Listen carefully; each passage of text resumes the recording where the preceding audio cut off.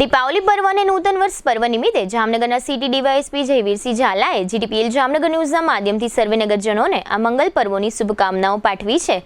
તેમણે શુભકામનાઓ પાઠવતા જણાવ્યું છે કે તહેવારોના તમામ શુભ દિવસો સૌ સારી રીતે એન્જોય કરે અને સુરક્ષા સલામતી બાબતે જાગૃત રહે તથા લોકોની સુખ સલામતી માટે પોલીસ વિભાગ દ્વારા જરૂરી તકેદારીઓ લેવામાં આવી છે।